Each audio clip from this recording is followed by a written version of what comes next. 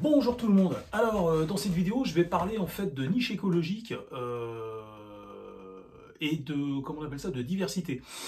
Alors j'aimerais commencer par le fait que, ça je l'avais dit dans une autre vidéo mais c'est très important, il y a des gens d'autres chaînes, alors pas tous, hein, attention, hein, pour l'instant c'est arrivé qu'une fois. Enfin, ça arrivait plusieurs fois, mais c'était pas des gens comme moi qui dénoncent un peu les aberrations de cette société française et même européenne et plus généralement même occidentale, hein. Des fois, c'est des gens qui ont repris mes sujets sur des chaînes que vous ne connaissez pas, hein, et que vous n'êtes pas prêt de connaître des fois parce qu'il faut tomber dessus. Mais il y a une chaîne qui est tenue par quelqu'un qui est assez connu sur YouTube, qui est de droite et qui a repris un sujet que j'ai abordé il y a des années et que j'ai abordé il y a 2 ans sur cette chaîne. C'est le fait que les écologistes en fait glorifient comment on appelle ça, la transformation d'un citoyen du tiers-monde qui est un sous-consommateur et encourage ces gens à venir chez nous et donc à les transformer en super-consommateurs. Et de ce fait, ça va à l'encontre de l'écologie en fait. On ne peut pas dire qu'on fait de l'écologie quand on incite des millions de personnes à venir dans l'hémisphère nord, en Occident, pour intégrer l'Occident et devenir à leur tour forcément des super consommateurs. Et on sait, moi je l'avais précisé dans mes vidéos, cette petite subtilité qui fait que j'avais précisé que ces gens en fait ont manqué de tout pendant des siècles, pendant des décennies, et ils ont développé un complexe d'infériorité, et quand ils viennent, ils font tout dans la démesure en fait. Donc c'est même le super consommateur qui va dépasser son maître en fait, hein, qui va dépasser le super consommateur occidental, va être dépassé par le super consommateur qui vient du tiers-monde, parce que celui qui vient du tiers-monde, il veut une voiture plus longue, plus lourde, plus grosse, plus voyante, hein. Ils adorent tout ce qui est comment expliquer ça, tout ce qui est bling bling, hein. Et c'est les termes que j'avais utilisés dans mes vidéos précédentes. Et ils veulent des piliers devant leur maison, ils veulent des grosses baraques avec des volumes énormes qui servent strictement à rien, à part payer des taxes d'habitation et des taxes foncières. Bon, absolument rien du tout en fait, pour des espaces qu'il va falloir surchauffer, chauffer. Donc on a la résistance du radiateur, en fait, la sonde qui va travailler tout le temps à fond.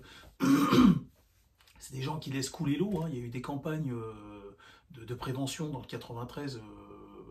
Carrément, l'État a fait des campagnes, hein, où un robinet avec une goutte, faites réparer vos robinets, arrêtez d'utiliser l'eau outre mesure, En Angleterre, ils ont même demandé aux populations extra-européennes d'arrêter de nettoyer le poulet. Alors c'est marrant parce que chez eux, ils le font pas, hein, ils sont pas aussi maniaques, mais quand ils arrivent ici, ils deviennent ultra maniaques, ils se mettent à nettoyer le poulet et tout. Moi, le poulet, vous savez ce que je fais?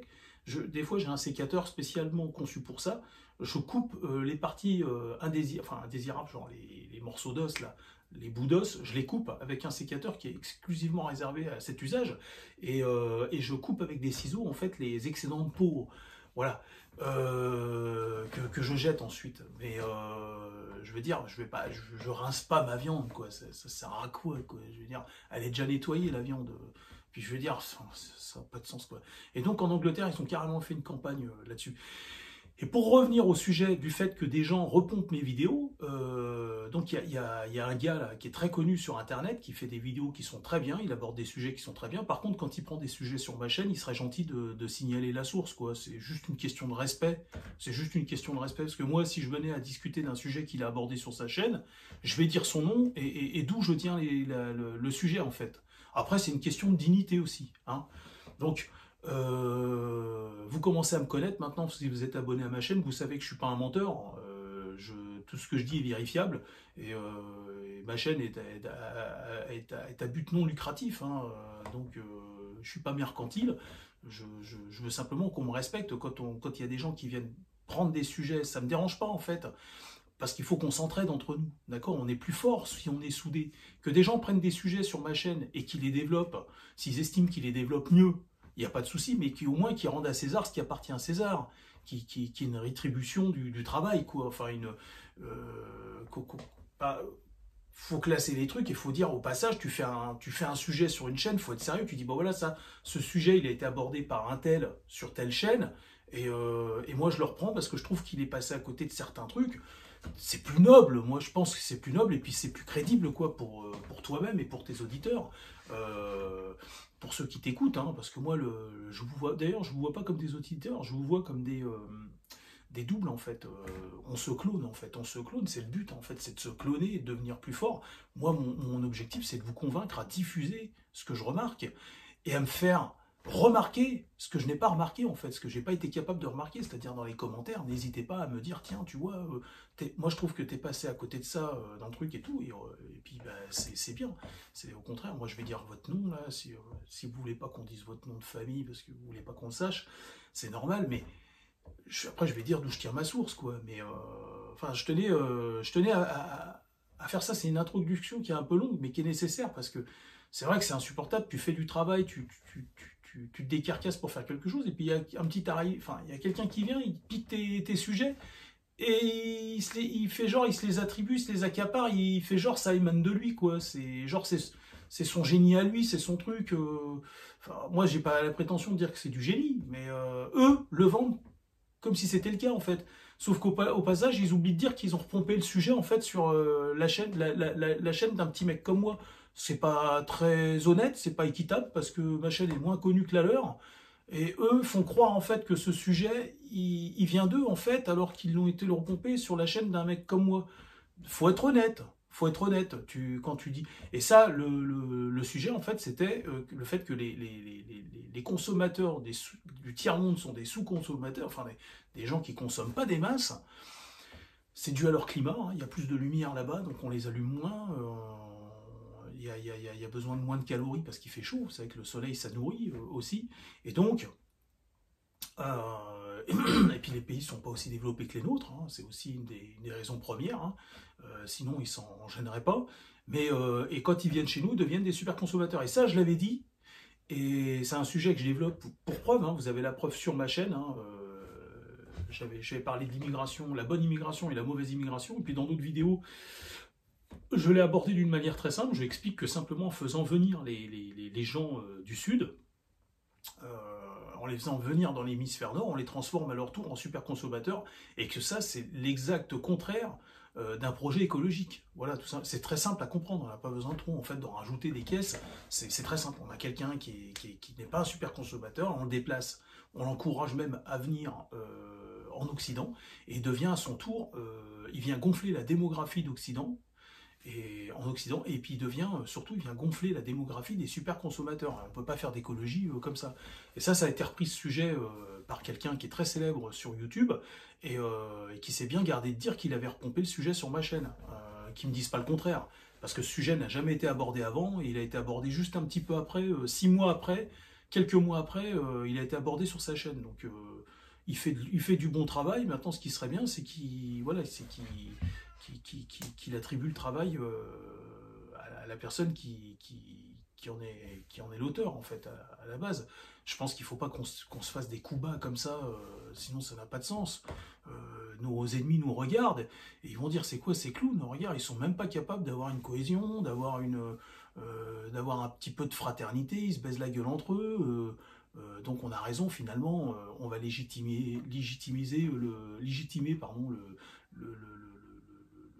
ça accuse le coup, quoi. Du coup, les mecs, ils vont se dire, ah bah oui, bah regarde, ouais, finalement, on a bien fait de faire comme ça, parce que regarde, ces gens, c'est des serpents entre eux, donc tu vois, ils pensent qu'au fric. Donc ma chaîne, encore une fois, moi, elle est à but non lucratif, donc alors que la sienne, à lui, elle est, je pense, qui se fait de l'argent avec sa chaîne. Je pense, hein, normalement. Donc c'est dégueulasse de prendre un sujet, d'extirper le sujet de quelqu'un. Et vous savez, c'est comme une maison de presse qui va voler le sujet d'une petite maison de presse, et puis qu'après qui va s'en accaparer tous les mérites, s'en attribuer tous les mérites, et s'accaparer le travail de la petite maison comment on appelle ça, je sais plus comment on appelle ça, petite maison de presse. Donc vous comprenez ce que je suis en train de vous dire. Donc c'est exactement cette image, et c'est dégueulasse. Bon voilà.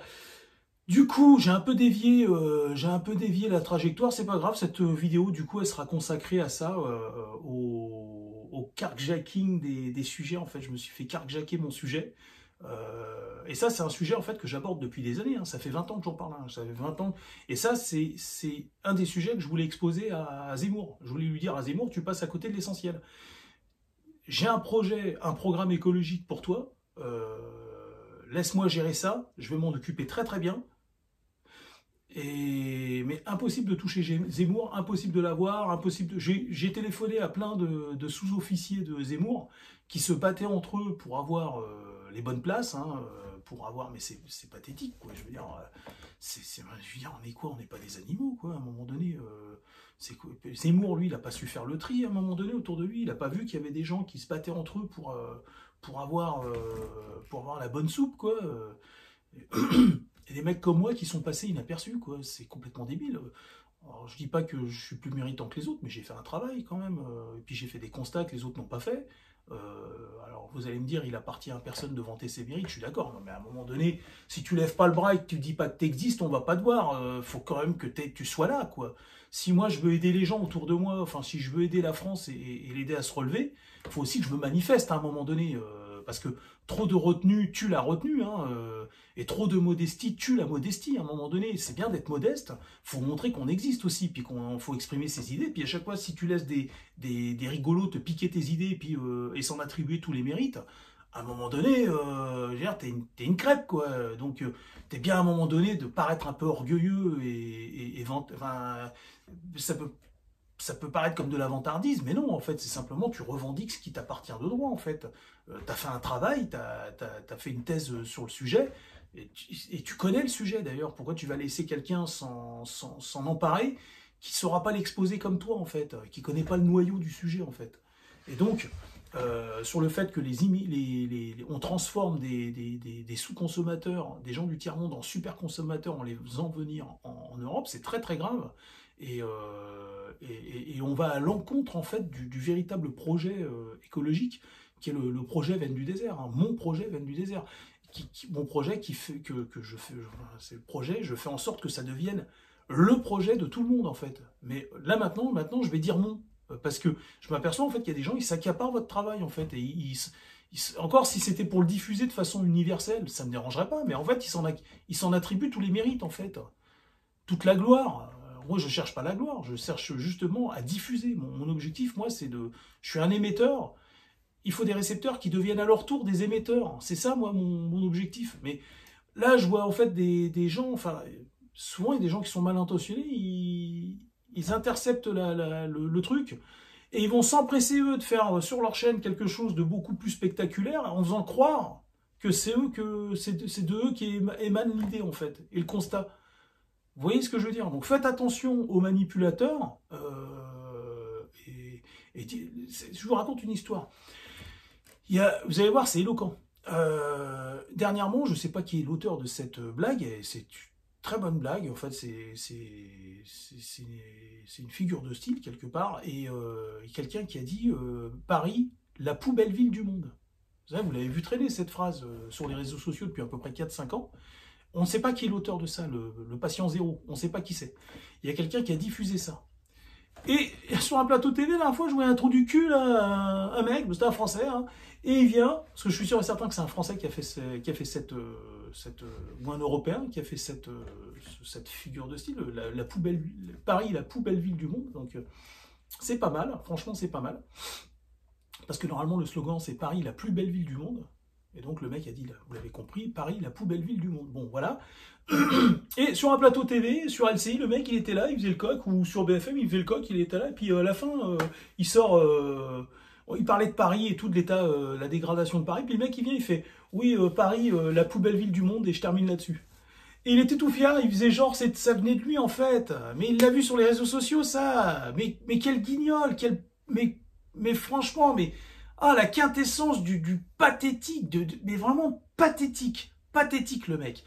Et les femmes là sur le plateau, les journalistes, elles étaient là, parce qu'elles connaissaient pas, elles font oh là là, mais qu'est-ce que c'est, mais alors là je vous reconnais bien, c'est bien vous ça, qu'est-ce que c'est fin, c'est subtil, c'est sophistiqué, oh là là, et elles étaient là, et donc elles lui en attribuaient, lui il était là, il faisait le fanfaron, genre ça vient de lui en fait. Et c'est de ça dont on parle en fait, c'est de ça dont on parle, faut que ça cesse en fait, je veux dire, faut qu'on arrête entre Les Français doivent arrêter de se faire des trucs comme ça, quoi. Et arrêter de faire des trucs comme ça aussi. Il faut être honnête. Il faut être digne. Digne. C'est important d'être digne. La dignité. Sinon, on ne vaudra pas mieux que nos ennemis, que les gens qu'on combat, en fait. On ne vaudra pas mieux que les gens qui nous veulent du mal, qui nous veulent du mal. Comprenez, il faut qu'on reste la tête haute, la tête digne. Moi, je peux pas, moi, à chaque fois que j'ai quelque chose qui vient de quelqu'un ou que c'est pas de moi, je précise. Je le précise. Je le précise. C'est conserver sa dignité. Je vous dis à bientôt.